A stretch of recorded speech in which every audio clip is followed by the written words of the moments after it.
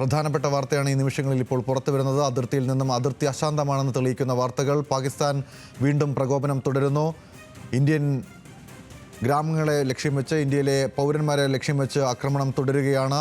ഇപ്പോൾ ലഭിക്കുന്ന വാർത്തയനുസരിച്ച് പൂഞ്ചിൽ നടത്തിയ പാകിസ്ഥാൻ ഷെല്ലാക്രമണത്തിൽ സൈനികന് വീരമൃത്യു സംഭവിച്ചിരിക്കുന്നു. 4 കുട്ടികളടക്കം 15 പേർ ഈ ആക്രമണത്തിൽ മരിച്ചതായിട്ടുള്ള റിപ്പോർട്ടുകളും പുറത്തു വരികയാണ്. എന്തായാലും പാക് പ്രകോപനം തുടരുകയാണ്. ഏത് പ്രകോപനത്തെയും നേരിടാൻ തക്കവണ്ണം ഇന്ത്യ സജ്ജമാണെന്നാണ് ഇന്ന് നമ്മളോട് പ്രധാനമന്ത്രി ഉൾപ്പെടെയുള്ള ആളുകൾ വ്യക്തമാക്കിയത്. എന്തായാലും നിലവിൽ ഈ സാഹചര്യം ശക്തമായി നിരീക്ഷിച്ചു വരികയാണ്, സൂക്ഷ്മമായി നിരീക്ഷിച്ചു വരികയാണ് എന്നാണ് സൈന്യം നൽകുന്ന വിശദാംശം. എന്തായാലും കൂടുതൽ വിശദാംശങ്ങൾ അടുത്ത നിമിഷങ്ങളിൽ പുറത്തു വരുമെന്നാണ് പ്രതീക്ഷിക്കുന്നത്.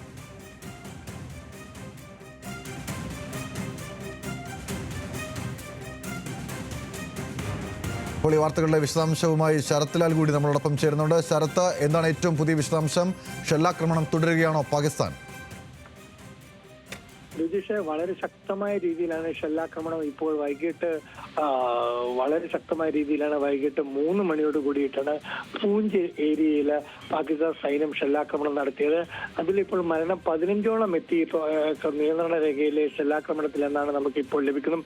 അതിലൊരു സൈനികരും കൂടി വീരമൃത്യു വരിച്ചിട്ടുണ്ട്. എന്നാൽ ഇത് സംബന്ധിച്ച വിശദ വിവരങ്ങൾ ഏത് റഷ്യൻ റൈഫിൾസ് ആണോ അല്ലെങ്കിൽ അർദ്ധ സൈനികരാണോ BSFന്റെ സൈനികരാണോ ഈ പരിക്ക് മൂലം മരണമടഞ്ഞതിനെ സംബന്ധിച്ച വിശദ വിവരങ്ങൾ ഇപ്പോൾ പുറത്തു വന്നിട്ടില്ല.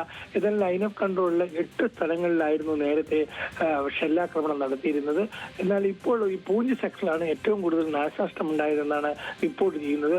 ഇന്ത്യൻ സൈന്യം ഇക്കാര്യത്തിൽ പൂർണ്ണ രീതിയിൽ ഒരു തിരിച്ച് അടി ഇപ്പോൾ നടത്തണമെന്നുള്ള പ്രദേശവാദികൾ ഇന്നിപ്പോ രാഷ്ട്രീയ റൈഫിളിന്റെ കമാൻഡിന്റെ മുമ്പിൽ പ്രതിഷേധ പ്രകടനം നടത്തിയിരുന്നു. അപ്പോൾ ശക്തമായ രീതിയിൽ തിരിച്ചടക്കണം എന്നതാണ് പ്രദേശവാദികളുടെ ആവശ്യം.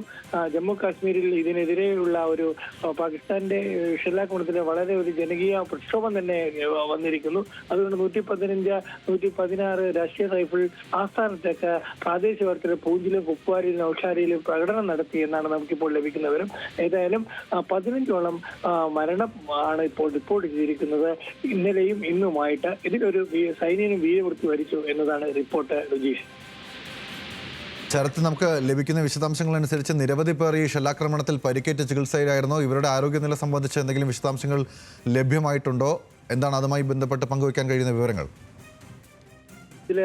നമ്മൾ രാവിലെ തന്നെ ഇക്കാര്യത്തിൽ വളരെ ഒരു ആശങ്ക പ്രകടിപ്പിച്ചിരുന്നു. കാരണം എന്ന് വെച്ചാൽ ഈ പൂഞ്ച് സെക്ടറിൽ നിന്ന്, അതേപോലെ തന്നെ അല്ലെങ്കിൽ കുപ്വാര, അതേപോലെ തന്നെ നൗഷാര സെക്ടറിൽ നിന്നൊക്കെ ഈ പരിക്കേറ്റവരെ നേരത്തെ ഉണ്ടായിരുന്നത് ഹെലികോപ്റ്റർ ഉപയോഗിച്ചായിരുന്നു അവരെ ആശുപത്രിയിൽ എത്തിച്ചിരുന്നത്. എന്നാൽ വ്യക്തതയോടെ ഇപ്പോൾ നിലവിലുള്ള ഇന്നത്തെ സാഹചര്യത്തിൽ വ്യോമഗതാഗതം പൂർണ്ണമായി നിലച്ചിരിക്കുകയാണ്. അതുകൊണ്ട് റോഡ് മാർഗം മാത്രമാണ് ഇവരെ ശ്രീനഗറിലേക്കും അല്ലെങ്കിൽ ജമ്മുവിലേക്കുള്ള വിവിധ ആശുപത്രികൾ എത്തിക്കാൻ കഴിയുന്നത്. ഇതാണ് മരണസംഖ്യ ഉയരാൻ കാരണമെന്നാണ് നമുക്ക് ലഭിക്കുന്ന വിവരം. രുചീഷ്, ശരി, ശരത്ലാലാണ് ഇപ്പോൾ ഈ വാർത്തയുടെ വിശദാംശങ്ങൾ നമ്മളോട് പങ്കുവച്ചത്. പാക് ഷെല്ലാക്രമണത്തെ തുടർന്ന് പരിക്കേറ്റിരുന്ന ജവാനാണ് ഇപ്പോൾ വീരമൃത്യു സംഭവിച്ചിരിക്കുന്നത് എന്നാണ് നമുക്ക് മനസ്സിലാക്കാൻ സാധിക്കുന്നത്. രാവിലെ ശക്തമായ ഷെല്ലാക്രമണം പാകിസ്ഥാൻ നടത്തിയിരുന്നു. തുടർന്ന് വൈകുന്നേരങ്ങളിലുമൊക്കെ പാക് പ്രകോപനം തുടരുന്ന സാഹചര്യമുണ്ടായിരുന്നു. അതിന് പിന്നാലെയാണ് ഇപ്പോൾ ഈ സൈനികന് വീരമൃത്യു സംഭവിച്ചിരിക്കുന്നുള്ള വാർത്ത കൂടി ഈ ഘട്ടത്തിൽ പുറത്തു വരുന്നത്.